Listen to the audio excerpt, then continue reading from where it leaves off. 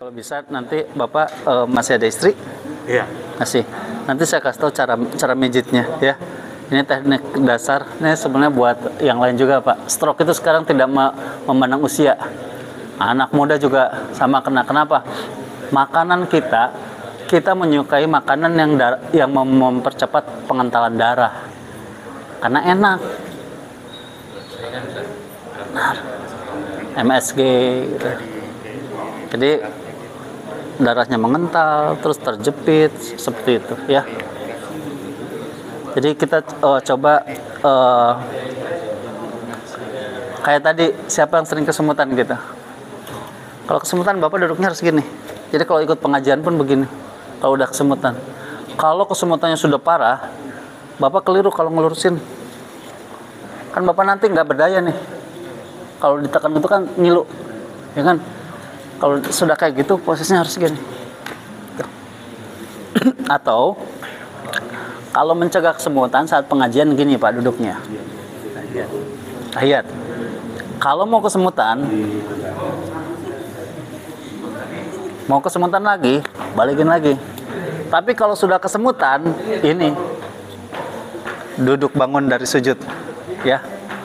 Kesemutan tuh darahnya kental. Jadi sarafnya tidak mendapat nutrisi dari saraf kapilernya, saraf-saraf kecilnya tuh di ujung-ujung tuh nggak dapat nutrisi oksigen. Yang tidak gula juga kesemutan mah selama dia darahnya kental terjadi gitu. Nah itu kesemutan tuh biasanya di ujung-ujung yang normal lah ya. Ya nggak bisa dikatakan adalah level yang ringan lah. Tapi kalau kesemutannya sudah di area-area yang bukan ujung, tengah, itu yang harus diwaspadai. Gitu ya. Ya? Kenapa? Memang ada beberapa orang stroke itu dikatakan dia terkena stroke tanpa gejala. Tapi hampir orang-orang stroke yang saya tanyakan sebelum terkena stroke, apa yang dirasa? Dia diingat-ingat, badan saya tidak nyaman. Sebenarnya Allah sudah ciptakan manusia tuh kalau akan terjadi penyakit tuh dia sudah merasakan kayak demam ya. Tanda-tandanya ada. Tapi karena nggak ingat kan, apalagi orang stroke kan biasanya kalau disuruh mengingat berat ya Pak ya. Semua itu. Saya punya pasien tuh, saya pernah nolong yang stroke gini. Bapak, masya Allah, Bapak masih ringan. Saya bilang angkat tangan kanan,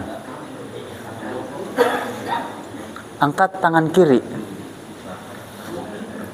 Angkat kaki kanan. Bener nggak tuh Pak? Dia sudah terbentuknya seperti itu. Ngebloknya seperti itu. Nangis ya. Betapa susahnya. Dia sudah tidak bisa membedakan, otaknya memerintahkan angkat tangan kanan. Tapi yang sampai ke instruksi ke organnya, yang diangkat kiri. Nah Bapak kan tadi masih, saya bilang, Bapak angkat. Bapak masih bisa, makanya saya pengen tahu responnya. Bapak angkat kayak gitu. Saya ngecek ya Bapak tadi ya karena masanya kan sarafnya yang apa? Iya, biasanya kan kalau stroke itu penyumbatan di otak ya. Iya. Di otak. Kalau Bapak ronsen ke dokter pasti yang terkena tuh Bapak sebelah kiri tuh. Sebelah kiri. Kalau yang sebelah kanan otak sebelah kiri. Silang dia kayak gitu ya. Maaf Bapak.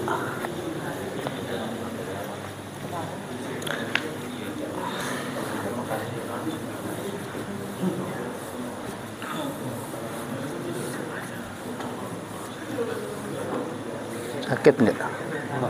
Nggak. Usia Bapak berapa? 68 ada? 67. Ya, itu sebentar.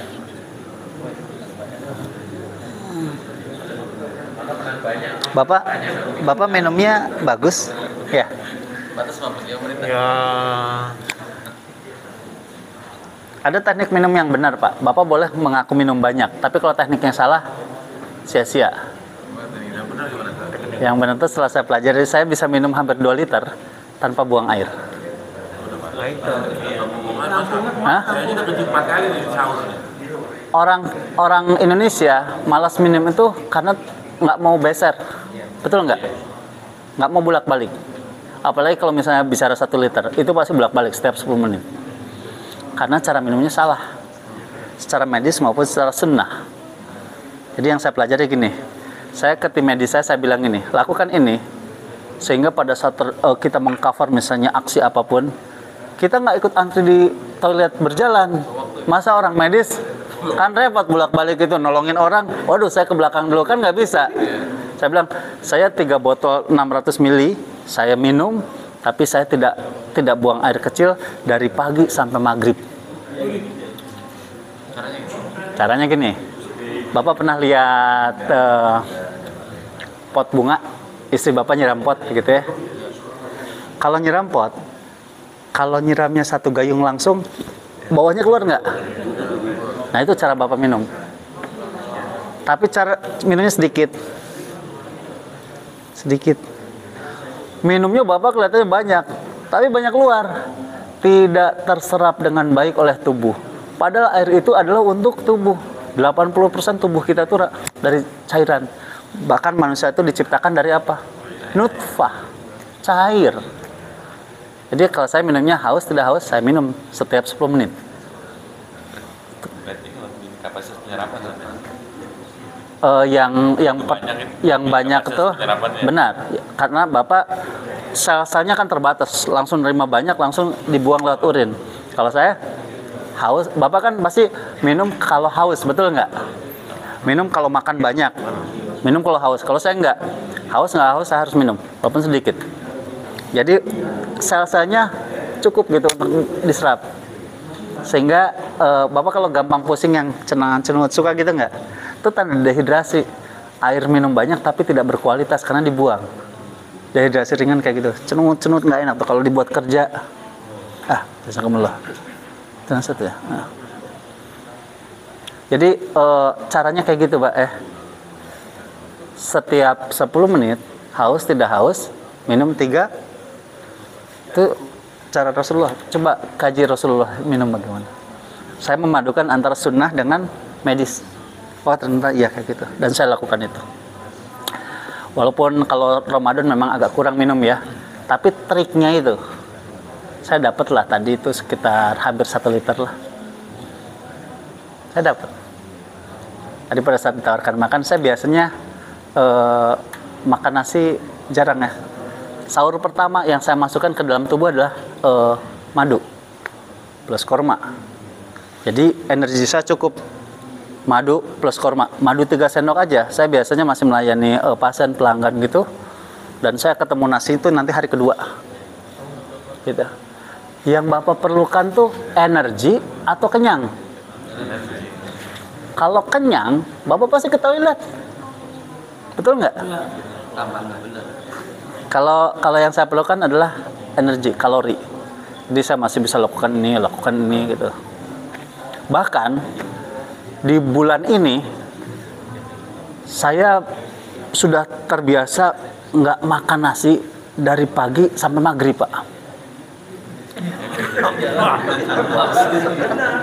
Bapak saking seriusnya, kan kita nasibnya sama, Pak. Iya. Bapak saking seriusnya menangkap nasib kita sama, Pak. Maghrib ketemunya. Nah, ini gini Pak, cara mijitnya. Nih. Lupa, Pak Bambang mana nih? Pak lupa. Ada glove di situ, di kotak itu. Apa nih? Kalau nasi tadi kan yang nggak basi, biar nggak basi nasi. Oh, nih ilmu kita di dunia itu cuma 2, jasadiyah, ruhiyah. Nggak bisa lepas dari situ. Bapak ngobrol sakit. Jasadiyah dan ruhiyah tuh ada jaringan penghubung. Coba kalau Bapak nginjak duri, ya, yang teriak itu ruhnya apa jasadnya? Yang ketusuknya jasadnya apa ruhnya? Hah? Yang ketusuknya jasadnya apa ruh? Yang teriak ruhnya apa jasad? Kalau Bapak makan enak, yang dapat nutrisinya jasad apa ruh? Yang berbicara nikmat jasad apa ruh? Berarti berhubungan. Makanya kalau sakaratul maut, saya ngebantu orang-orang sakaratul maut tuh betapa susahnya. Kita kan sudah puluhan tahun tuh, tergantung usia ya. Jadi ruh itu sama tubuh tuh sudah melekat ke pori-porinya. Jadi bahasanya saya setelah mempelajari kenapa dicabut nyawa tuh pada kesakitan, itu sama aja lem yang udah nempel bertahun-tahun ditarik. Salah satunya cara agar kita tidak sakit kan, ikhlaskan tuh bukan milik kita. Gitu. Jadi ya Allah, saya juga berpikir nanti gimana saya sakratul maut. Saya sudah mengatakan, ya Allah, ini bukan milik saya, ini milik Engkau gitu. Ya Rob, jagalah, saya sudah ikhtiar. Makanan sehat itu cuma faktor saja hidup sehat. Bapak tahu artis, tahu pejabat, makanannya sehat nggak? Banyak Enggak ada sehat. sehat Pak. Ada yang jorok banget. Ya, Ada yang jorok banget, saya ngalamin banyak. benar. Tapi kebanyakan kan mereka ada ahli gizinya, ya kan? Ada di sini. Pertanyaan saya adalah banyak pejabat sakit nggak? Banyak artis sakit nggak? Banyak. Ya, kenapa? Makanan hanya faktor keberapa pendukungnya. Yang utama adalah bagaimana kita mengelola kolbu. Gitu. Itu ya. Karena orang yang tidak makan banyak saja malah justru yang lebih sehat. Nah, tadi kan kajian tentang apa sehat pasca lebaran. Kalau Ramadan banyak yang sehat. Pasca lebaran cek deh rumah sakit sama klinik. Kenapa? Karena tidak menjaga makan dan memperbanyak karbohidrat sama gula. Jadi lemas. Triknya, pengen tahu nggak? Saya kalau udah Idul Fitri yang saya makan itu buah. Kalau Bapak pasti opor ya. Udah gitu nastar ya. Nastarnya saya 3 Pak. Tapi nanti 1 jam lagi 3 lagi. Terus nanti silaturahim ke tetangga 3 lagi, ya kan? Nanti ke rumah keluarga 3 lagi. 12. Bisa 12 sehari. Pada saat tubuh itu banyak karbo dan gula, itu akhirnya menjadikan lemas. Mas, jazakumullah. Jadi menjadikan kita lemas. Coba Bapak ya, Idul Fitri sekarang ya. Buah perbanyak. Ya. Terus Bapak makan buah. Tapi kan saya pengen kenyang, pisang. Pengen kenyang, alpukat. Pengen segar yang berair. Itu buahnya buah aja saja, nggak usah kue-kue. Tuh, lebih sehat. Bisa Nggak usah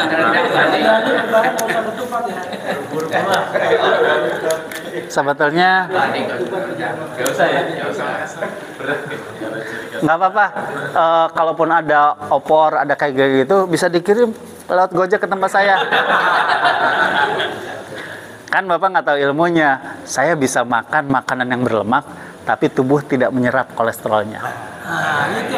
Jadi saya bisa menikmati nikmatnya dunia, tapi Allah karenakan badan saya tetap fit. Nah kalau gitu yang tadi nggak usah ceritain, sekarang yang ini terakhir gimana? Nah, Opor habis tapi nggak tumbuh target itu. bukan ada kolesterol. Enggak kolesterol.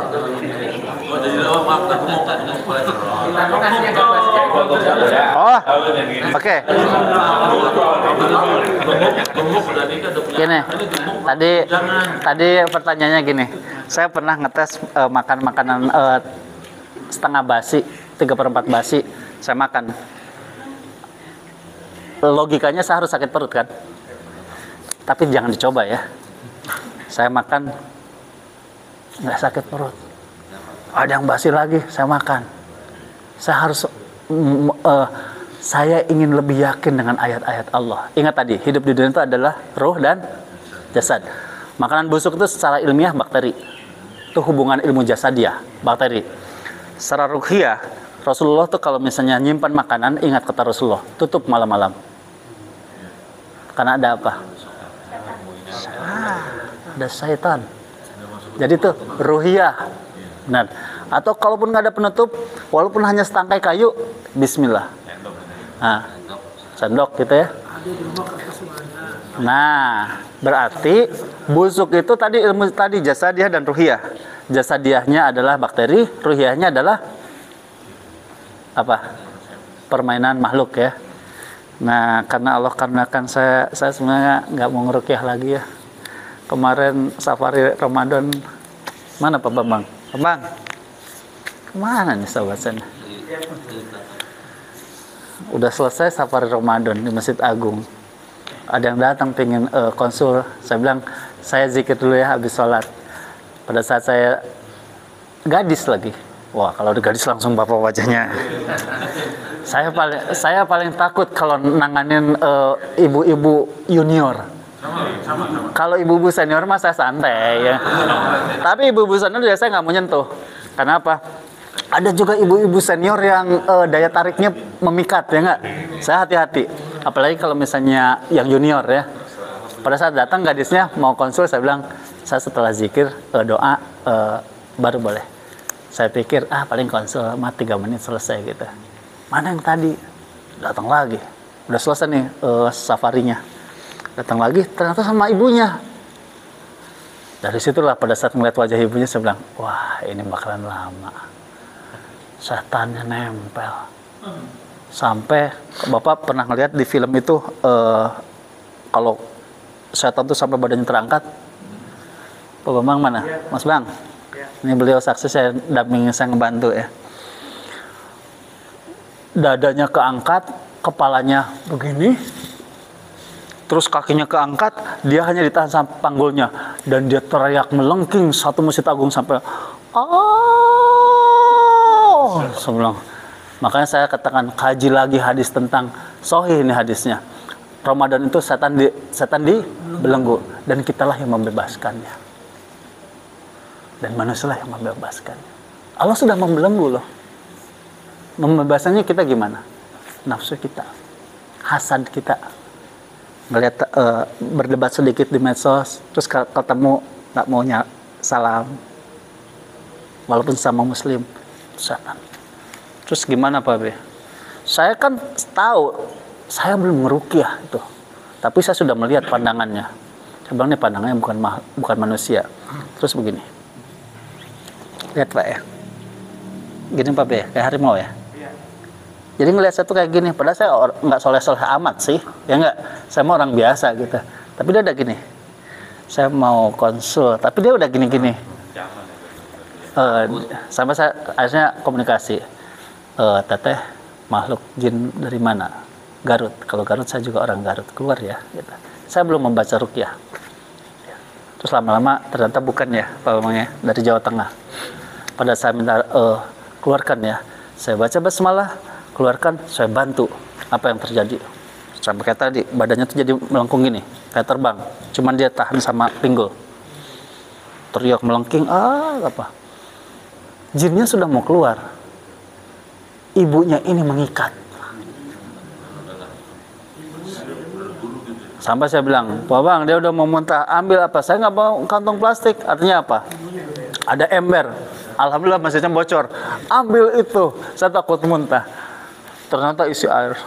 Sahabat saya mindahin air. Jangan pindah-pindah langsung. Bener aja muntah-muntah. Jadi ingat, setan dibelenggu oleh Allah dan dilepaskan oleh karena hasad. Makanya kalau kita punya masalah dengan sahabat kita di medsos gitu, maafkan atau datengin. Saya minta maaf lahir batin, sudah selesai. Kecuali Bapak tahan kayak gitu, setan masuk. Al-Falaq apa? Bapak hafal kan Al-Falaq? Bagaimana rasa hasad itu Allah sampai mengatakannya kejahatan hasad. Makanya kalau ada, saya kan dulu akun saya kan nggak pakai foto saya. Terus pakai foto itu karena foto saya dipakai untuk menipu di medsos. Transfer sampai berapa yang kena gitu. Ada orang medsos bilang itu Kang Duin tuh di Depok. Tidak seperti itu. Ternyata orang yang menggunakan, sehingga sekarang akun saya pakai foto. Tapi ada orang yang bilang gitu, ngapain tuh fotonya ngiri taruh di situ? Muslim loh. Dan itu orang terdekat rumahnya dengan saya. Dan saya santai saja. Kenapa? Hasad itu kejahatan kata Allah. Makanya saya kalau ada orang yang hasad sama saya, yang saya lakukan apa? Saya datangin, saya berikan hadiah madu. Rasulullah mengajarkan itu. Berikan hadiah kepada orang yang membenci kita. Gitu. 1, mengamalkan yang Rasulullah sampaikan. 2, itu kalau kita datang dengan mental yang kuat, dia akan malu semalu-malunya. Tapi kan niat kita bukan untuk membuat dirinya malu, karena kita mengamalkan apa yang Rasulullah ajarkan. Ya. Jadi hasad itu Pak, Bapak di grup warga sini kalau ada salah paham, minta maaf, Japri minta maaf, maafin ya. Khawatir kalau kita berselisih ada hasad, kalau orang yang kita gibah wafat, kita punya dosa nih. Dan dosa menggibahi itu berat. Dosa gibah itu adalah datengin orangnya, sampaikan, saya dulu menggibahi Bapak, tobat kepada Allah pertama, saya dulu menggibahi Bapak A, B, C, D. Kan malu kita, buka aib kita kan. Hati-hati gibah itu. Jadi kalau orang yang kita gibahi wafat, kita punya dosa. Yang lebih berat lagi, kitanya yang wafat duluan, bawa dosa. Jadi kalau ada selisih mah kayak gitu. Dan penyakit itu biasanya adalah kita mendem sesuatu. Maka tadi ada hubungannya antara jasadiyah dengan ruhiyah. Jadi penyakit itu ada ujian, penyakit itu juga ada azab Allah. Ya, bersyukurlah orang Muslim itu dikasih ujian kayak gitu, dosa digugurkan. Allah tahu kebutuhan Bapak gitu. Sebagaimana anak saya diwafatkan umur 3,5 tahun. Allah tahu dosa saya banyak, dikasihlah tameng anak saya gitu. Jadi saya sedih, tapi setelah itu saya bilang, kalau kita tahu ilmunya seperti itu. Kemarin saya terlambat, macet sampai kurang lebih 5 jam lah ke Bekasi karena kita ke sana, diundang senam. Kenapa terlambat? Kok biasanya konsumsi yang kami siapkan dari pabrik itu, pabrik roti ya yang kami bawa untuk dibagi berbuka itu, biasanya sudah jadi. Ini kenapa nggak jadi? Ternyata Allah tunggu kita terlambat, ada donatur yang ingin memberikan bingkisan agar kita salurkan. Kalau saya nggak terlambat, kita berangkat, orang itu tidak ketemu, kita udah keburu berangkat. Iya, terlambatnya lama Pak, sampai saya bilang, saya pada saat masih di Depok ngeliat macet seperti itu, ya Allah saya nyerah, saya sebenarnya tidak bisa ngisi kajian di Bekasi, macetnya luar biasa. Akhirnya sama teman-teman gitu saya bilang, saya akan bacakan surat Al-Insyirah, tolong tim yang datang ke sini, saya nggak bisa melanjutkan. Dibawalah sama tim, Masya Allah, sampai Bekasi 1 jam. Jadi saya kalau udah nyerah kayak gitu, pasrahkan sama Allah. Bapak nyerah, pasrahkan sama Allah. Allah nguji Bapak nggak sanggup. Ujian itu seperti kemasan. Ya, Allah nguji Bapak sakit ya. Ikhtiar, obatin. Cari orang yang tepat. Ya, obat itu tersebar banyak di muka bumi. Dokter, tabib, terapis itu tersebar. Tapi mohon sama Allah, Allah tunjukkan orang yang paling tepat untuk engkau sembuhkan penyakitku itu, yang paling tepat. Kita bisa madu sunnah. Kalau Allah katakan bukan madu, obatnya nggak sembuh-sembuh tuh. Oh ternyata zaitun gitu. Kalau Bapak sudah pusing, sudah nyerah dengan ujian dari Allah, ya. Ini ujian banyak ya. Kita semuanya ya. Ini cara saya ya. Mau saya kasih tahu nggak? Kan Bapak pasti ngeliat saya, wah kayaknya nggak banyak masalah ya. Bapak nggak tahu aja, Bapak pegal juga kalau saya ceritain. Buat apa saya nggak berkeluh kesah kepada makhluk? Makhluk tidak memberikan solusi. Saya hanya berkeluh kesah kepada Allah, pemberi solusi. Makanya kalau jemaah saya, Kang kayaknya akan nggak banyak masalah ya. Akan kayaknya tenang-tenang aja, ayatnya hafal. Bukan itu. Saya tidak pernah mau ngeluh kepada makhluk. Ujian kebanyakan. Tutup yang rapi. Ya Allah, saya tidak sanggup. Tolong berikan solusi. Kembalikan kepada Allah. Selesai. Kalau kita mikirin, aduh sakit gini, tambah sakit. Siap? Nih, saya bantu obati Pak ya. Nanti Bapak kayak gini. Nih, ini sebenarnya juga berlaku buat Bapak, PC-nya boleh dibuka. Ini berlaku buat kita yang insya Allah tidak ingin terhindar dari stroke ya.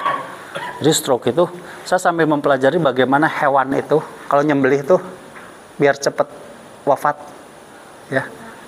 Ternyata sama, anatominya kan sama dengan manusia. Jadi pastikan ini ada 2 nih. Terasa Bapak? Ini terasa nggak? Hah?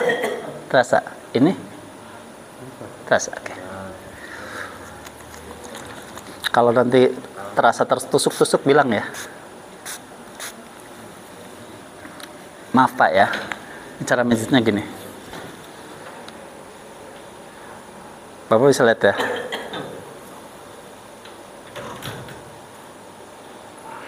Masya Allah, Bapak ototnya kaku banget. Tapi nggak usah khawatir Pak. Jadi di belakang tulang kita, di belakang leher kita kan ada dua yang tebal tuh. Jalurnya aja tarik. Ya. Dua-duanya. Dua-duanya. Ke istri bilang gitu Pak, kalau bisa tiap hari ya. Iya, sebenarnya batang otak di otaknya, cuman ini organ ototnya aja. Tarik sini ke bawah. Ini bapaknya lumayan tegang nih, karena sudah lama dibiarkan, harusnya dilatih. Bapak jangan mengandalkan ke dokter, ke terapis, karena kan sepekan paling ketemu sekali 2 kali. Kalau sakit, lebih mengandalkan kepada terapi keluarga. Jadi setiap hari dilakukan tindakan. Kalau ke dokter kan sepekan, 2 pekan, ya kan? Ya Bapak nih kondisi ototnya tegang banget nih. Sakit nggak Pak? Hah? Nggak. Tegang sekali. Ya. Oke. Itu caranya gitu, nanti minta tolong ke istri kayak gitu ya. Terus aja kayak gitu. Nah, Bapak bisa lakukan itu. Kalau yang sehat, sendiri melakukannya adalah yang paling enak. Bapak kalau keramas, pegang kepala gini, tarik. Nanti Bapak kalau lagi banyak pikirannya, apalagi THR, belum turun. Ada nih ternyata ngeri THR juga ya. Jadi itu nariknya tuh enak gitu ya. Tapi kalaupun sudah enak, tetap aja berharap THR turun, ya kan? Biar lebih enak. Lakukan itu, ya. Insya Allah mudah-mudahan jadi ikhtiar. Karena saya melihatnya ternyata orang-orang yang sakit diabetes, stroke itu ternyata anak muda juga ada. Saya pernah bantu nanganin tuh pemuda umur 24 diabetes. Ya, bahkan yang 12 tahun. Ya. Bapak kayak gitu ya. Coba sini. Yakin Pak, Allah yang menyembuhkannya. Wa idza maridtu fa huwa yasfin. Di belakangnya sudah terasa panas nggak? Nggak. Babe.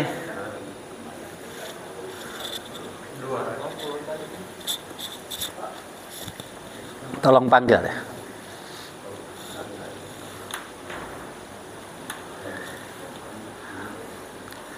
Di jok kedua,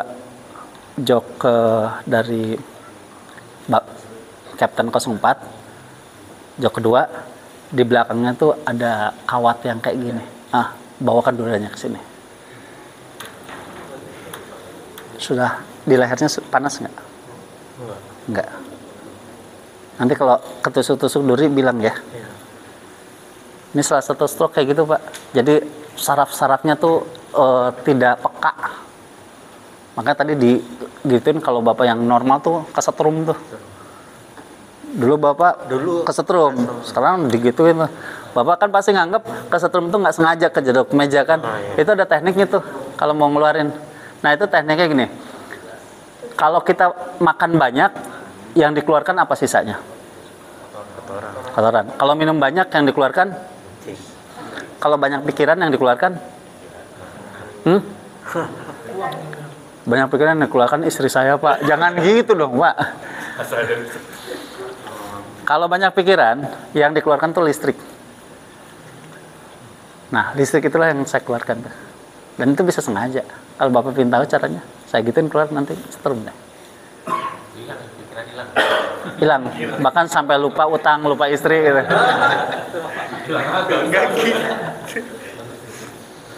Gimana rasanya? Kalau stroke kayak gini Pak, hati-hati makanya dengan kesemutan yang sampai ke dada, hati-hati gitu. Berarti darahnya tuh mengental. Gimana rasanya? Biasa ya. Biasa. Coba tangan yang sebelah sini.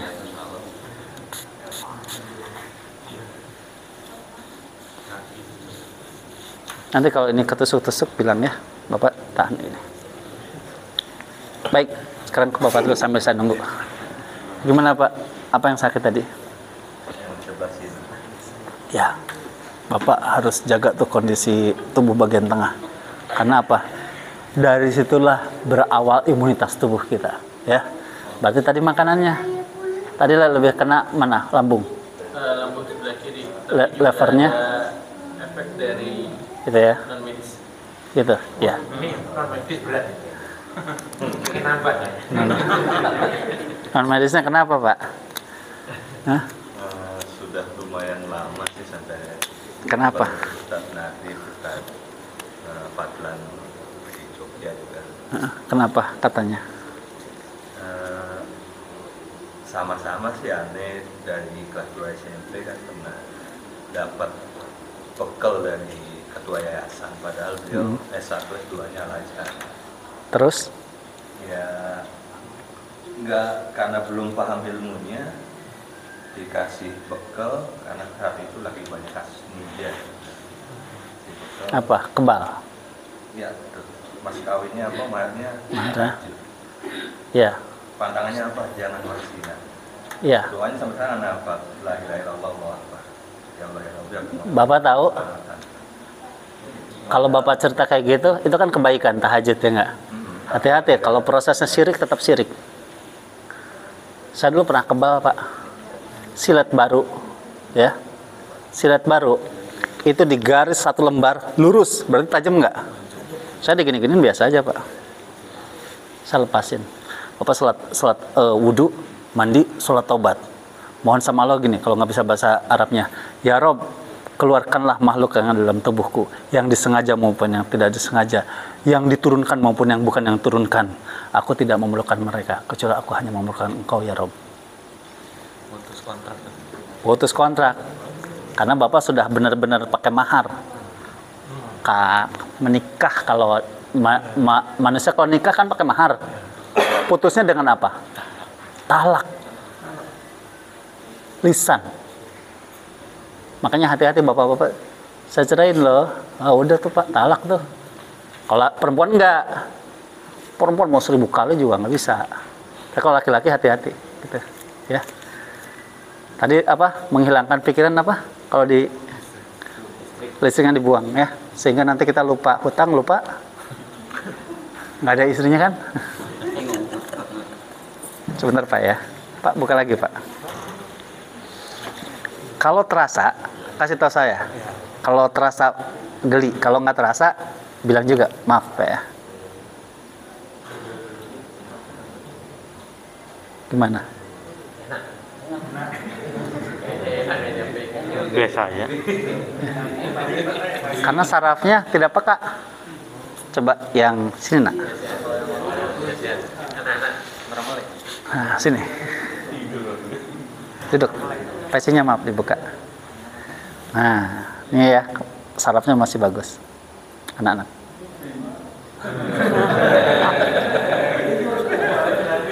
Kenapa gini-gini?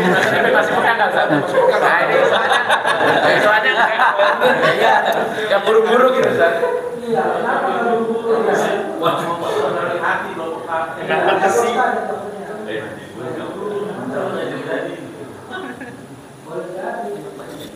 Kenapa rasanya?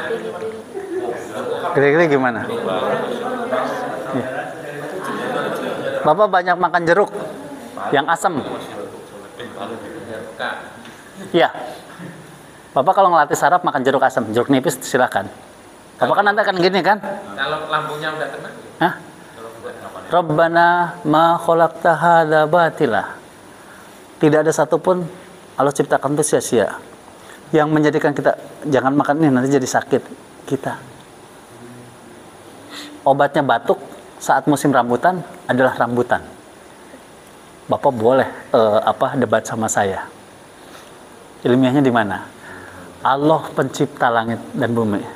Ya kan? Pada saat Allah berikan iklim yang ekstrim, makhluk-makhluknya itu demam, sakit macam-macam, Allah berikan obat-obatan dari buah-buahan samarot, ya kan? Setelah itu tumbuhnya apa? Rambutan, kelengkeng. Itu Kalau batuk jangan makan rambutan itu kan. Hah? Kalau nggak batuk. Bukan. Tanya serius. Bukan, gini. Sugesti kita namanya rambutan dulu pasti musim batuk. Ya, kan ayatnya jelas. Rabbana ma khalaqta hadza batila. Berarti kita mengatakan berlawanan dengan ayat itu. Wah, Allah ciptakan ini bikin batuk, bikin sakit. Padahal Allah katakan pada saat sekarang musim hujan, kenapa Allah turunkan kelengkeng? Itu adalah ini ilmu dasar pengobatan. Allah turunkan obat saat kita memerlukan kondisi saat seperti ini. Kembalikan kita, jangan makan itu sakit, ya kan? Gitu. Jadi lihat hewan-hewan saat di gurun pasir kelaparan, terus Allah turunkan hujan, keluar rumput jadi makanannya. Allah sudah tahu kebutuhannya, gitu. Terus kalau yang sakit, saya pernah juga punya pasien, Kang, saya kata dokter tidak bisa sembuh sakitnya. Ada juga pasien-pasien saya yang autoimun tuh, tidak bisa sembuh. Terus saya bilang, yang bilang itu siapa? Dokter yang saya kunjungi. Oh, dokternya bisa wafat nggak? Wafat. Ya udah. Berarti segala sesuatu yang wafat ilmunya tidak mutlak. Tapi Allah, zat yang tidak pernah mati, tidak pernah mengantuk, tidak pernah tidur, mengatakan wa idza maridtu fa huwa yashfin. Apabila engkau sakit, apabila aku sakit, Allah yang menyembuhkan. Sudah, kuncinya itu. Masalahnya kan di tauhid. Betul nggak? Bapak baca ayat kursi sebanyak apapun, kalau tauhidnya nggak kuat. Nah, termasuk Pak siapa? Saiful. Pak Saiful. Maharnya masih ada nggak? Sudah berapa kali kan pemutusan hubungan? Wah, pemutusannya ceraikan saja, Pak. Buat mungkin nasihat buat yang lain bahwa ketika Bang Haji itu diundang, mereka juga tidak akan ikhlas untuk begitu saja. Ya, karena Bapak sudah pakai akad. Beda kalau yang kesurupan. Masya Allah, tabarakallah, kalau saya bantu yang kesurupan, lebih mudah keluar. Tapi kalau sudah nasab, kalau sudah pakai jimat, waduh Pak, saya sampai bantu. Saya nggak usah tahu, nggak usah disampaikan profesinya ya. Yang penting dia harus kebal. Pada saat jatuh, Kang, ini Bapak jatuh, terus, nah nanti kalau bisa nih belajar ya masjid itu cara mengetahui apakah ini sakaratul maut atau tidak. Rasul mencontohkan loh, Islam mengajarkan tanda-tandanya sakaratul. Dokter aja tahu kok, kalau udah lepas-lepas sudah angkat tangan berarti sudah. Yang tidak kita ketahui adalah jam berapa, menit keberapa ruhnya lepas. Jadi kemarin saya berapa bulan yang lalu membantukan talqin. Zaman sekarang mah enak Pak, luar pulau juga. Kang, ini ibu sedang begini. Yang kontak saya guru saya, dokter spesialis penyakit dalam. Terus saya bantu talqin apa? Lewat video call. Lewat video call kan zaman sekarang.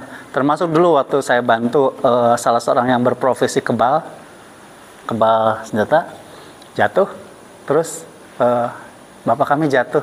Ya udah video call karena saya nggak bisa hadir kan. Saya cuma ngeliat, kalau dia pandangannya satu, obat sudah tidak ada gunanya lagi. Dia sudah Allah buka tabirnya alam lain. Terus ada tanda-tanda lain. Nah, nanti kajiannya agak mendetail ya. Jadi kita tahu, oh ini sudah bukan saatnya dengan obat kecil, dengan talqin gitu. Saya pernah pada saat kayak gitu nih nggak bisa. Bapak dulu pernah pegang sesuatu nggak yang nggak pernah bisa dilepas? Oh saya nggak tahu Pak, saya menantunya. Mungkin istri saya tahu. Iya, tanya istrinya. Tanya, ada nggak? Ada Kang. Cincinnya nggak pernah dilepas seumur hidup. Kayak sini. Ibu ambil cincinnya. Pandangannya lurus aja Pak. Anak istrinya manggil-manggil, lurus aja Pak. Itu sudah dibuka tabir. Nanti kita juga kayak gitu. Makanya kalau ditalqinkan, jangan nanti tunggu anak cucu yang dari, jangan. Nanti yang dia ingat anak cucu. Ingat ya, saat orang sakaratul maut, kita juga nanti akan gitu. Selain malaikat rahmat dan malaikat Israel, ingat, setan di situ ada untuk menggelincirkan tauhid kita. Agar saat roh dicabut, kita tidak mengucapkan la ilaha illallah. Dulu saya berpikir setan nggak ikut campur lagi. Ternyata belum. Makanya ini hati-hati ya. Jadi pada saat kayak gitu, saya minta cincinnya itu dia lihat. Saya bilang, ibu kiri ke kanan. Yang tadinya lurus, ngikutin cincin. Akhirnya saya ruqyah via video call. Dan Masya Allah, tabarakallah 2 jam kemudian wafat. Semoga Allah muliakan. Datang ke saya waktu sebelum wafatnya, bilang gini, Ustadz, wah udah sepuh ya, umur mungkin 70-80, agak bongkak ini, nahan sakit. Ustadz, dulu saya prajurit. Bapak dulu sudah berjuang. Sekarang Bapak tinggal dirawat sama anak-anak. Nggak ada gagah, Pak. Kita gagah tuh sekarang. Tertua juga udah lemah. Makanya kita harus tawadu ya. Allah kasih kesehatan ini dari Allah. Allah kasih ganteng dari Allah. Udah tua pun ganteng hilang. Ya. Allah kasih kekayaan dari Allah. Gampang. Jadi pas saat Allah ambil atau kitanya harus pulang, ringan. Sakaratul mautnya ringan. Lepaskan itu. Puluhan tahun ruh kita nempel di pori-pori, saat dicabut berat nggak?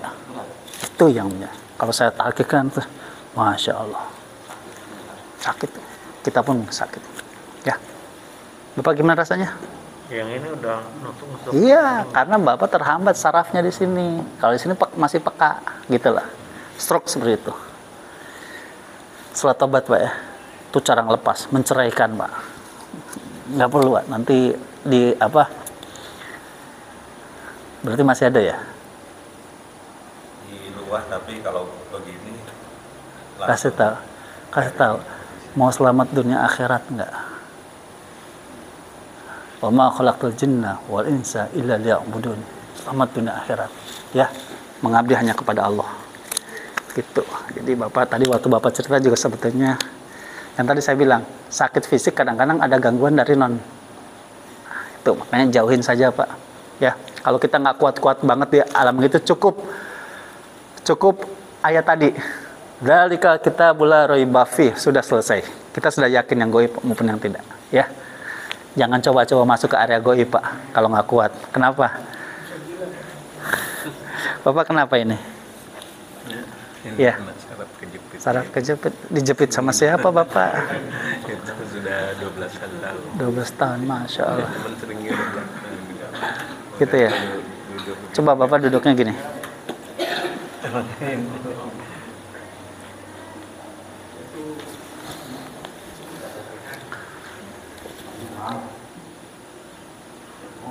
Iya, Bapak tulangnya bengkok karena Bapak nahan sakit, ya kan? Sebelah sini. Iya. Bapak tahu nggak kenapa saya bisa tahu? Mau belajar nggak? Mau nggak? Sebelum saya wafat, saya mau berikan semua ilmu yang Allah berikan ke saya kepada umat. Jadi saya sudah tidak punya hisab lagi bahwa ilmunya saya tahan. Kalau Bapak mau belajar, dari sini aja saya bisa ngeliat. Bapak tulang belakangnya bengkok, yang sebelah sini kan? Ya. Kenapa? Itu juga harus mempelajari anatomi tubuh, Pak. Jadi saya bukan dukun ya. Jadi kelihatan Bapak itu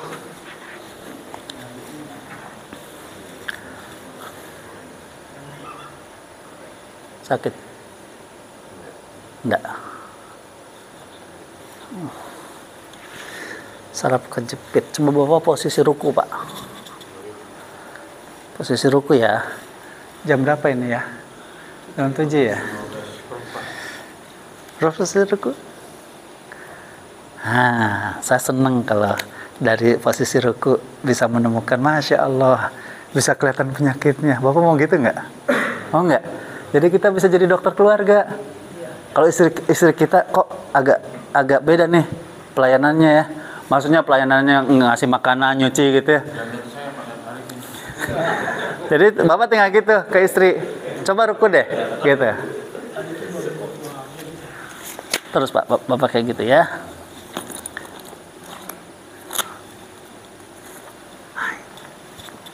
Bapak permisi.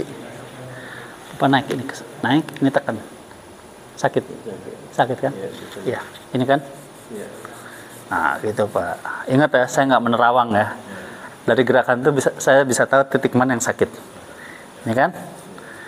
Kalau kita sudah mendiagnosa, terus tahu titiknya, berarti pengobatannya akan lebih mudah daripada kita belum tahu, kan nggak tahu tuh. Sama kayak mobil. Yang problem karburatornya, ya sudah, bongkar karburator. Yang problem karburatornya dibongkar knalpot, kan nggak nyambung, ya kan? Tubuh kita sama kayak gitu. Bapak kalau mau saya obatin, maaf, karena orang sepuh, Bapak bisa buka dan saya semprotkan nggak area sini? Bisa, udah, nggak apa-apa, sudah. Bapak posisi gini coba. Sakit? Ya, tegak. Bapak tahu, saya pernah salah ngangkat posisi madu 25 kilo. Padahal 25 kilo, 50 kilo saya masih kuat. Saya saraf kejepit selama 2 bulan, dan saat saya sholat rukunya cuma segini, dan setelah selesai salam saya nggak bisa duduk kecuali saya cari tiang untuk bersandar. Saya mengobati saraf kejepit saya dengan gerakan sholat 2 bulan Allah sembuhkan. Obat Bapak, perbaiki gerakan sholat. Nah, ini harus training sholat, mau nggak? Ngilu, iya. Bapak kayak gitu, maka tadi sakit kan, Bapak sakit, ya kan? Gerakan sholat, makanya saya menyebutnya pato ya, pengobatan alami tanpa operasi. Gerakan sholat, Masya Allah, tabarakallah, saya bisa tahu penyakitnya. Tapi obatnya adalah ya gerakan sholat lagi, yang benar. Sakit itu pernah, awal-awalnya sakit. Benar, iya. Termasuk adalah tadi nutrisi makanan, ya. Mau dibuka sedikit, saya semprot deh.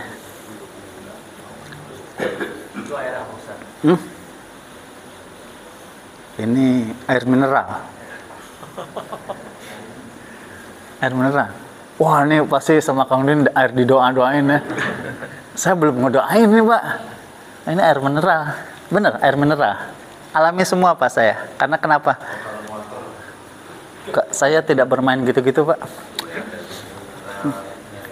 Ini rindu water.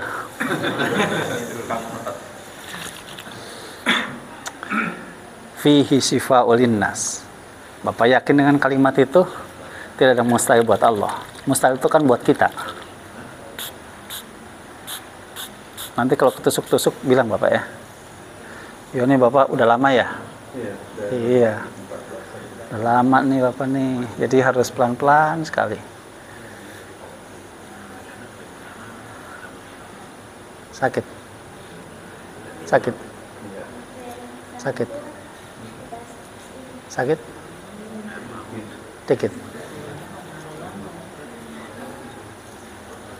Oke, Bapak nanti tungguin sampai misalnya kalau udah ketusuk-tusuk bilang ya, ketusuk-tusuk jarum. Udah ditutup nggak apa-apa? Sudah? Masih ada nggak? Kenapa? THR belum cair? Keluhannya disampaikan dulu. Ya, yang paling tahu penyakit kita adalah diri kita, bukan orang lain, bukan dokter. Makanya dokter kalau datang nanya keluhannya apa.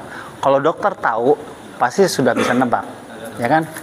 Cuman memang ada beberapa ilmu, kayak saya kemarin waktu di Subang, ada ibu-ibu tapi lagi haid, jadi nggak bisa diterapi dalam masjid. Tapi saya sudah ngebaca, ibu ini pasti problemnya di rahim.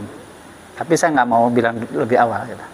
Karena kasus beberapa yang sama dari pasien-pasien saya kayak gitu, diagnosa air mukanya. Supaya gitu, pas lagi cerita gitu saya bilangnya, kista ya, miom ya. Itu.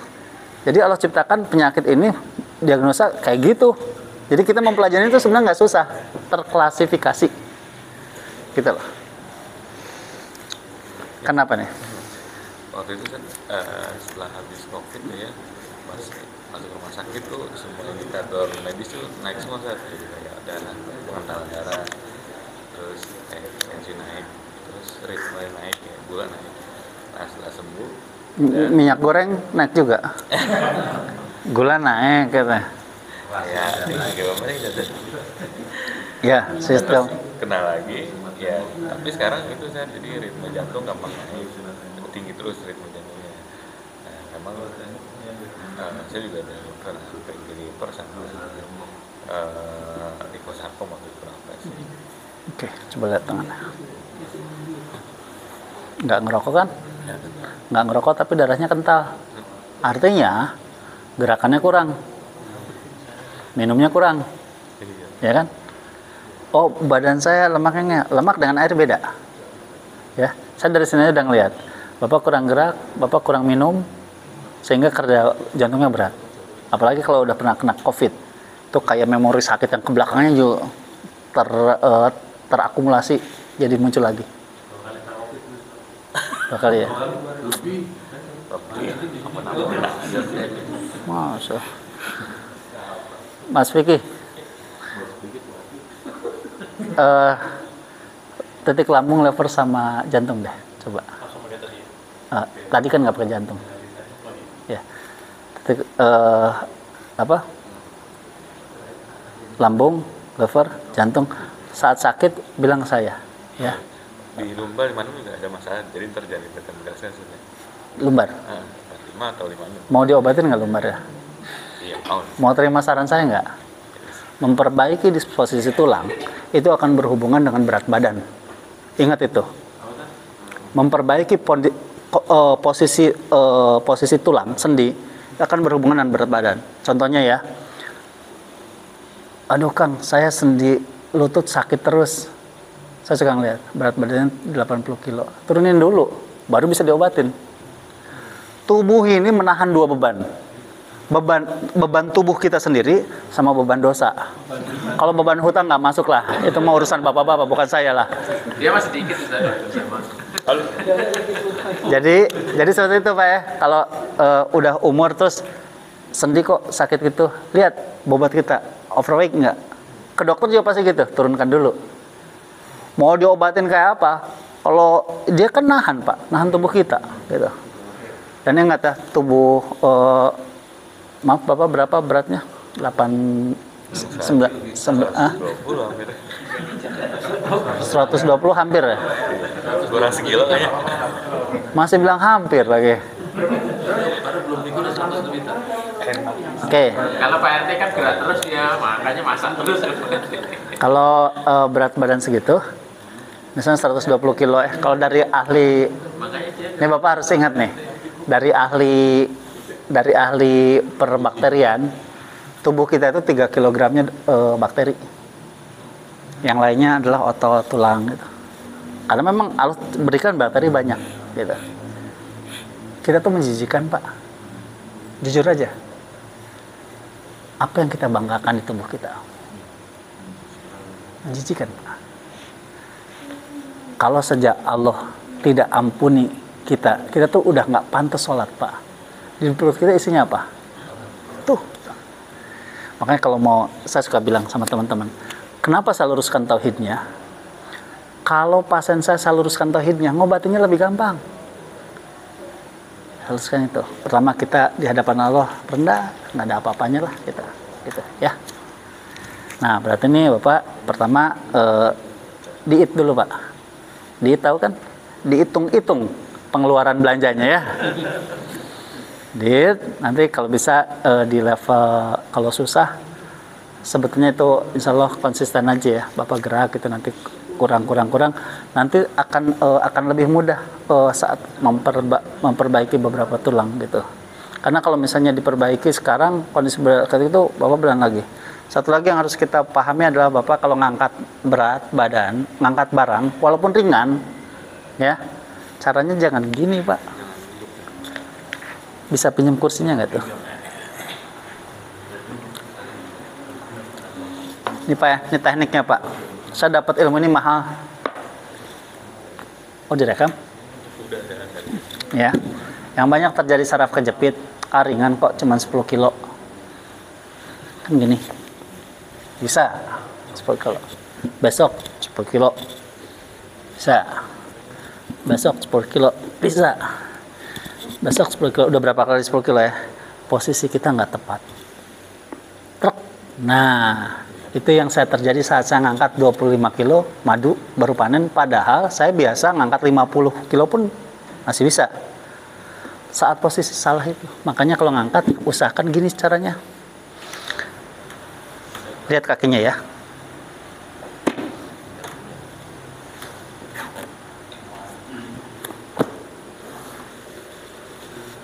Jadi ini kan sebenarnya rentan tulang belakang itu. Jangan bebannya di situ. Bebannya harus di tulang-tulang yang besar. Kalau ini kan tulang buku-buku yang bisa bergeser ya. Nah, pada saat ngangkat gini, jangan bongkok, sama aja itu. Bebannya akan di situ. Gak. Jadi saat berdirinya tuh lurus. Bukan gini ya, ke gini sama aja. Lihat saya, lurus nggak nariknya? Terus itu ya, menghindari saraf kejepit. Saya biasanya kalau saraf kejepit saya bantu penekanan gitu, tapi insya Allah lain waktu ya, karena waktunya terbatas. Udah belum? Oh, silakan. Gimana Bapak? Iya, udah. Kalau saraf penjepit gimana? Terkadang tanda saya saraf penjepit sekarang sampai tiduran. Ya, Saya ini ya gini. terapi. Otak itu kan kayak gardu PLN. Tulang belakang itu tiang listrik. Kalau tiang listrik ambruk, nyala nggak rumah-rumah? Ini tuh rumah-rumah. Kalau belakangnya tiang listriknya kejepit, berarti nggak nyala. Nggak nyala ya nggak ada organ kayak gitu. Nggak bisa bergerak. Itu harus dicek dulu di bagian mana. Kalau mau dibantu, Bantu dia mau gimana? Ke tempat Ustaz di mana? saya di Depok. Terus nanti dibantu juga sama tim kami yang dokter spesialis tulang. Ya, jadi antara medis dan pengobatan alami dipadukan tuh. Nanti di ronsen, dilihat titiknya berapa, itu nanti kami bantu. Ya. Alamatnya saya ada ya, nanti dikasih ya. Ada lagi? Bapak gimana, terasa nggak? Ketusuk-tusuk ya. Nah, kenapa ketusuk-tusuk? Karena Bapak punya masalah. Kalau ini bukan air ajaib ya. Kalau nggak punya penyakit mah enggak. Tapi kalau punya penyakit, kecuali kalau yang stroke, kenapa enggak terasa? Karena saraf tepinya kebas. Orang stroke kan kebas gitu. Bapak latihannya gini, tangannya coba ditekan gini. Nah, ini lurus, gini kan. Nah kan, lihat coba, luruskan. Risikonya akan bengkok. Kalau yang normal mah bisa. Bapak harus lurus, ini harus lurus ke depan. Ininya, jangan badannya. Ininya. Nah, gitu. Lurus. Bapak latihan kayak gitu. Ya, tiap hari kayak gitu. Lakukan. Bapak kalau saraf kejepit kayak gitu, memang pertama duduknya Bapak juga harus jangan ngikutin posisi karena sakit terus akhirnya gini. Jangan. Nanti akan seperti itu. Bahkan tubuhnya akan miring, ya. Bapak harus posisi tegak. Ini kalau senderan ya. Tidur aja. Tidur, ambil sejadah digulung. Buat apa? Kasih bantal di sini. Jadi biar tubuh kita kan normalnya tulang belakang tuh gini, ya, gitu, ya, ditaruh sini. Atau beli gulingnya bayi itu. Kalau ini bekas terapi yang di TV itu pernah saya beli. Nah, itu saya pakai bagus. Ya, Kurang. diteruskan. Tapi itu konslet saya beli lagi yang Nggak apa-apa. Penggunaan posisinya tuh yang kayak gini. Bapak bisa tiduran di halaman matahari. Di Bapak sambil gini. Itu kita bisa lakukan buat yang sehat juga, ya.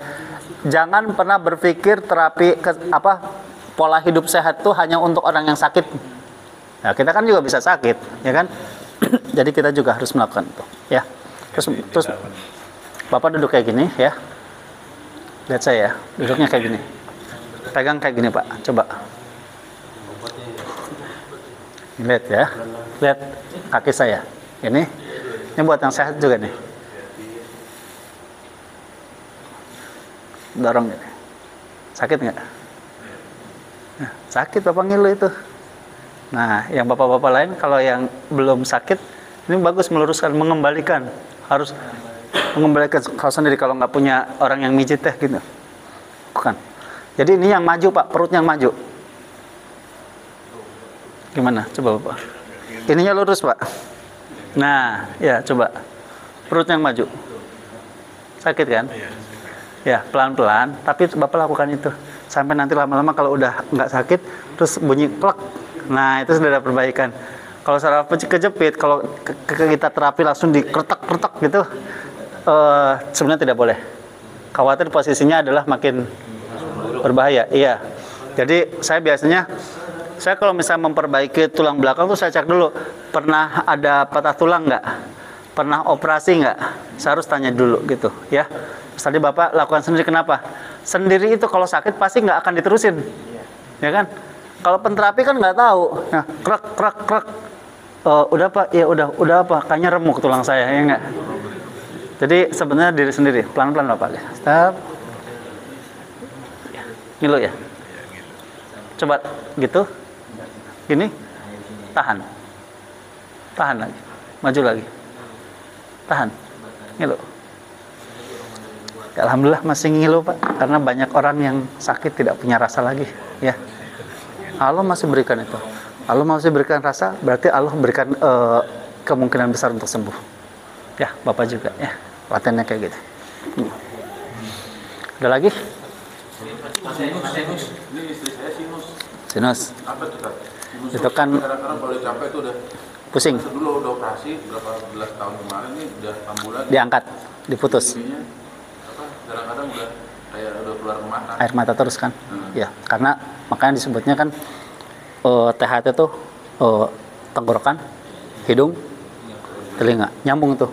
Bahkan mata pun sebenarnya nyambung tuh, ada saluran, gitu ya. Kalau udah capek tuh udah kadang-kadang mata tuh udah sama cairannya tuh yang keluar. Oke, cengkeh, makan cengkeh, bunga cengkeh, sama madu. Ya, Sekarang sudah 2 tahun ini memeler terus. ya itu sinus biasanya tanda-tanda sinus kayak gitu. Itu bisa di Cengkeh sama madu. tempat Ustaz bisa mau terapi. Insya Allah boleh. Boleh. Kalau cengkeh kan bisa beli di pasar-pasar sini. Kunyah aja tuh, kunyah aja. Tapi dia punya penyakit perut yang lumayan sedikit. Itu sinus, sini, perut lagi. Terus apa lagi Pak? Kalau dia senang tuh makan apa aja gitu. Tapi kalau dia lagi dia kayak kemarin waktu COVID tuh ngeliat TV tuh sakit tuh naik terus sakit lambungnya. Apa namanya? Nah gini.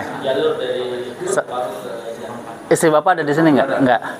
Saya sudah kebaca walaupun saya nggak ketemu istri Bapak. Kalau istri Bapak seperti itu, berikan air hangat, ya, minumkan. Terus sarapan paginya tuh pisang kepok, pisang buat kutilang. Terus perbanyak Bapak bisikan gini.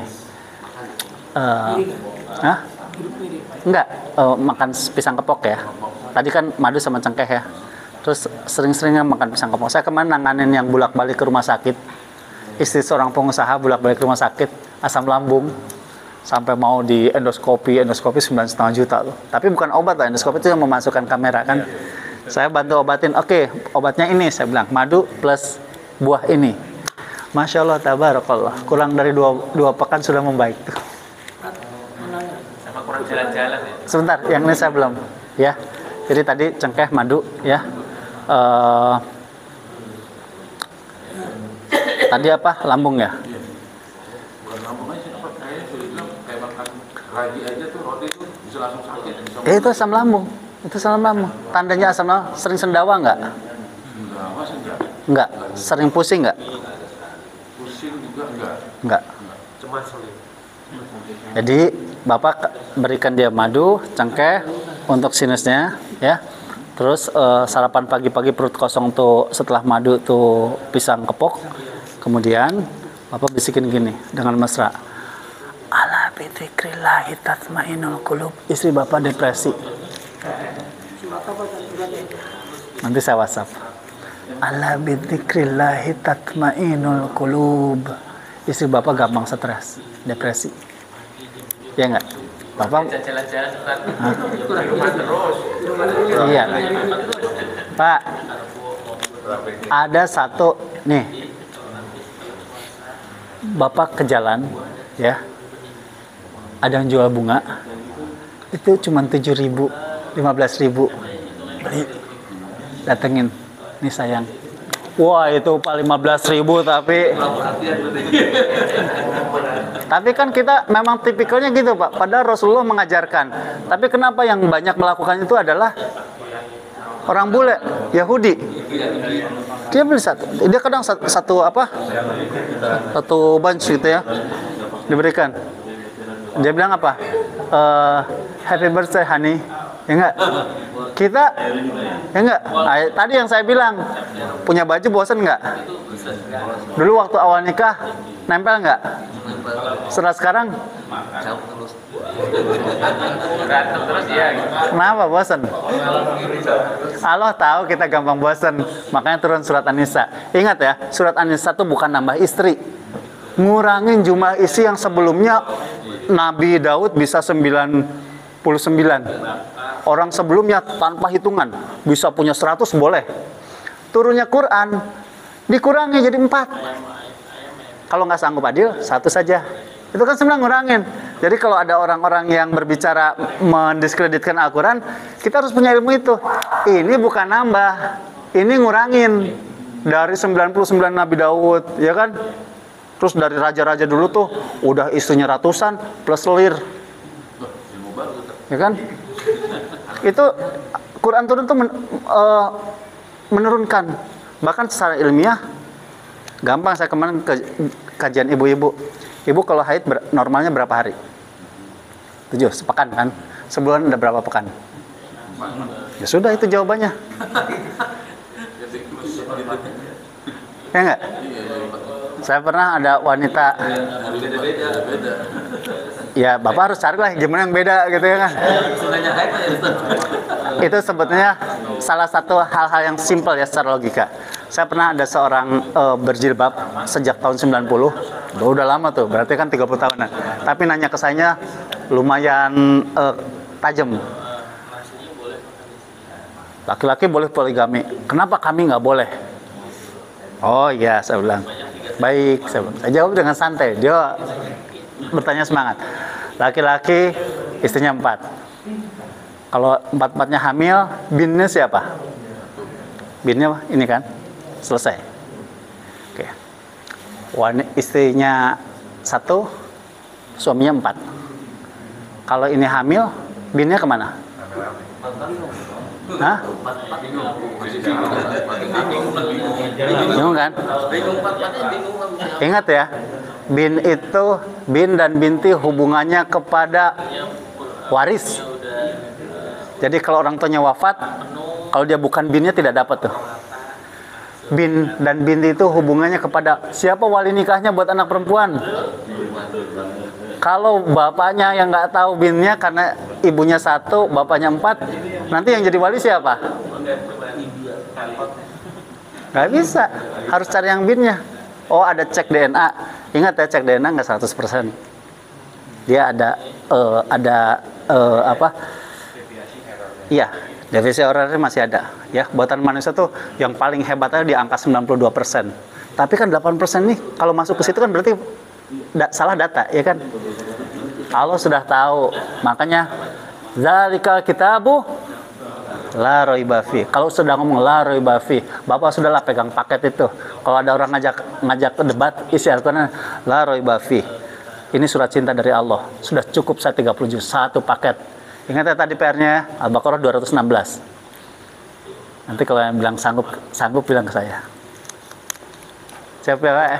Jemaah sini Al-Ikhlas. Al-Baqarah berapa? 200. Buat bapak-bapak, kalau Anissa 3 mah sudah jelas lah, ibu-ibu mah berontak. Yang itu saya pengen tahu bapak-bapak. Kalau bapak-bapak bilang, Kang berat Kang, ya memang Allah tahu, makanya turun ayat itu. Gitu. Tapi kita harus terima satu, itu kuncinya. Ya, kalau udah terima satu paket, saat diuji seperti ini, ini dari Allah. Allah tahu apa yang dibutuhkan saya. Sakit begini, Allah tahu. Ingat, kalau sakit Allah turunkan, berarti dosa-dosanya digugurkan. Dosa-dosa kecil ya. Terus kemudian adalah agar kita istirahat. Gitu Pak. Ya. Bersyukur Pak, saya malah pernah nanganin yang nggak bisa apa-apa Pak. Bahkan ada seorang ahli IT dari perusahaan Amerika besar, sampai akhirnya keluar dari perusahaannya karena stroke Pak, sudah nggak bisa berpikir dengan normal. Ingat Pak ya, saya bilang ngelihatnya bapak ini orang cerdas. Iyalah, direkrut sama Amerika, dibayarnya bagus. Pada saat sakit, akhirnya dia dilepas. Saya bilang gitu. Saya pada saat ngelihat pasien-pasien saya suka bilang gitu. Subhanallah, Allah cuma ambil satu selnya saja, yang dibangga-banggakan hilang. Makanya kalau misalnya sakit-sakit yang menjadikan kita lemah banget tuh, lihatnya ke belakang. Saya dulu membanggakan apa? Itu Pak. Saya dulu membanggakan apa? Astagfirullah. Kayak gitu. Kalau subuh tuh sedekah. Doa masuk, doa di situ juga. Jangan tinggal. Wah, Kang nanti ria. Tadi kan sudah dapat ilmunya, ya kan? Situ. Nanti mulai besok ngumpul di situ ya. Satu jemaah sini ya, kotaknya kecil tapi apa-apa. Ya Rob, wa idza maritu fawa. Ya Rob, sama siapa lagi? Pakai bahasa Indonesia aja ya. Ya Rob, sama siapa lagi minta pertolongan? Kalau bukan sama Engkau. jiwa ragaku kuserahkan kepada Engkau ya Rob. Pokoknya doa sama Allah tuh pastikan posisi kita tuh posisi paling miskin, paling nggak berilmu, paling hina, paling berdosa. Nah itu. Nah, jangan gini, masih mikir, wah saya kan ustadz. Nah hati-hati tuh, saya kan ustadz sudah hafal doa ini. So, sudah sama Allah, Allah tahu lah aib kita, ya enggak? Udah nol, udah nggak berilmu, udah hina, dosanya banyak, paling miskin, walaupun punya mercy ya, paling miskin. Lakukan itu doanya. Tunggu pertolongan Allah. Bapak doa, tapi masih berpikir, saya di sini kan tokoh. Setan menggelincirkan ke situ. Saya tokoh, saya dihargai sama warga sini. Gitu. Itu susah Pak. Sifat takaburnya ada, dan Allah tidak suka itu. Gitu, ya. Nanti Bapak kayak gitu. Yang dulu kekhilafan kita minta ampun sama Allah karena saya nggak tahu. Toh, semua anak Adam itu berdosa. Sebaik-baiknya orang berdosa adalah yang itu kuncinya. Siapa Pak ya? Sebenarnya ringan-ringan saja sih hidup di dunia. Kenapa? Karena dunia itu banyak masalah. Jadi jangan dibikin berat ya. Ringan saja, tempatnya masalah ya. Kayak gitu, minta sama Allah. Kalau susah, minta sama Allah. Kalau susah, istri begini, minta sama Allah. Jangan minta tambah ya. Bisa tambah masalah itu ya. Minta sama, ya Allah tolonglah ini. Hah? Satu masalah, dua tenang. Dua tenang ya? Lebih tenang lagi ya. Empat? Iya, mana? Satu masalah, dua tenang, tiga tenang, empat tenang. Bapak ingat tadi nyebutnya, satu masalah kan? Satu masalah, dua tenang, tiga tenang, empat tenang. Ini masalah loh Pak, masih ada masalah terpendam loh Pak. Selesaikan dulu yang itu. Ya. Kita mau nanya madu tak dari? Insya Allah saya ada ya, saya mau bawa. nanya masalah makannya itu madu. Oh, madu yang paling. Bukan katanya kalau Rasul itu makan madunya seperti apa untuk penyembuhan? Langsung. Kan ada cerita hadis. Langsung. Jadi tidak dicampur apa-apa. Saya bertanya pada Rasul bagaimana cara mengobatin anaknya sakit. Lalu Rasul bilang kasih madu. Kedua kasih madu lagi. Begitu dia masih sakit lagi Rasul. Lalu ketiganya dikasih madu, semana kau madunya. Nah, lalu Rasul bilang minumlah segini. Ukuran gelas aqua lah seperti itu ya. Oh ya? Nah, iya. Ada gitu Rasul mengakukan aqua gitu. Ini Pak, saya dengar dari Ustadz Zulkifli Pak. Hah? Ustadz Zulkifli yang mengatakan. Beliau guru saya, beliau sahabat saya, ya. Ya. Rasulullah itu Mengatakan seperti itu. begini. Saya, masya Allah, tabarakallah, untuk menjaga guru saya kadang suka kirim madu ke beliau, ya, ke guru-guru saya kirim. Beliau guru saya. Kalau ketemu, saya bilang, masya Allah, beliau orang berilmu. Saya menghargai ilmu beliau. Tapi kadang-kadang guru-guru saya kalau sakit, masya Allah, tabarakallah, bertanya ke saya, Kang, bagaimana cara minum madu? Masya Allah, tabarakallah, 15 tahun saya memperdalam madu, hadis, Quran, literatur ilmiah, semuanya saya pelajari, yang saya ketahui, ya. Jadi madu itu yang banyak keliru dari teman-teman yang mempelajari herbal itu adalah satu. Kalau herbal ini yang berkhasiat, herbal ini berkhasiat, kalau dicampurkan triple khasiat, betul nggak? Betul kan? Kata yang awam. Kata saya tidak. Ada kontradiktif nggak? Kontradiksi di antara itu, zat apa di dalam herbal ini? Harus dipelajari. Kelemahan teman-teman di situ. Ada pasien saya pingin berobatnya lebih murah daripada medis, ke herbal. Pas datang saya, subhanallah, sakitnya sih nggak seberapa. Disuruh beli madu, habat, zaitun, terus apa lagi? Lebih mahal dari obat dokter. Saya juga suka kasihan. Saya menolong tuh harusnya beberapa fungsi herbal yang punya fungsi, pilih aja salah satu. Pengencer darah misalnya, A dan B. Jangan dikonsumsi juga, salah satu aja. Gitu. Madu sudah cukup pengencer darah. Gitu. Cara saya kayak gitu. Jadi biar tidak menguras biaya, gitu ya. Terus dosis, kelemahan teman-teman, ya sahabat-sahabat kita itu adalah uji klinisnya yang belum teruji. Makanya tadi kenapa hadis itu masyhur lah hadis itu. Rasul itu mengajarkan dosis. Obat dokter pun kalau tidak sesuai dosisnya, kalau tidak sesuai cara minumnya, kalau tidak sesuai waktu minumnya, itu tidak akan punya dampak yang efektif. Makanya saat saya mengembangkan honey terapi madu itu, saya bilang jenis madunya, dosis madunya, sama waktu minum madunya. Gitu.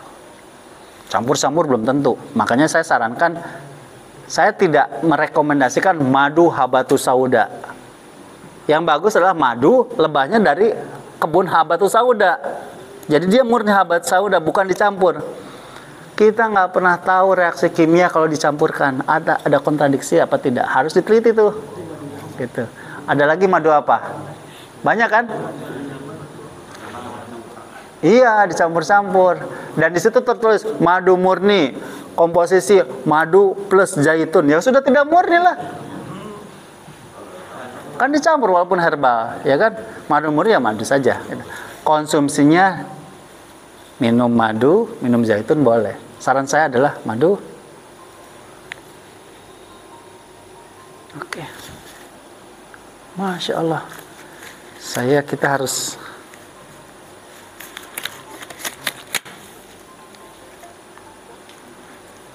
siap, Kap. Kang, ayo Kang. Siap. Ya, siap. Oke, ya. Ya.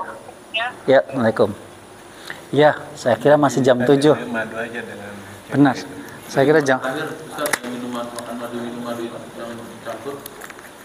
campur apa? Yang terakhir tadi. Ya, sebaiknya tersendiri. Madu, kalaupun minum dengan herbalnya kurang lebih setengah jam. Ya, gitu. Tapi utamakan yang madu. Kenapa? Nanti ilmunya saya kasih tahu. Kenapa madu dulu gitu? Ya, lebih kuat hadis dan Qur'annya. Fihi sifaul linnas. Zaitun tidak disebutkan kalimatnya fihi sifaul linnas, tapi ada di hadis. Tapi kalau madu di Quran dan hadis, levelnya segitu. Ya. Kalau tempat Ustaz sendiri janjinya di mana nanti? Ya, di WhatsApp aja nanti. Ya, saya mohon maaf karena memang jadwalnya terlalu mepet dan jaraknya jauh-jauh ini ya. Jadi insya Allah nanti kita bisa silaturahim lagi. Jadi tadi cengkeh sama madu aja. Cengkehnya di mana? Sangkai sama madu buat ini ya. Kalau yang itunya tadi Bapak lakukan ini ya. Insyaallah. Subhanakallahumma wa bihamdika asyhadu an la ilaha illa anta astaghfiruka wa atubu ilaik.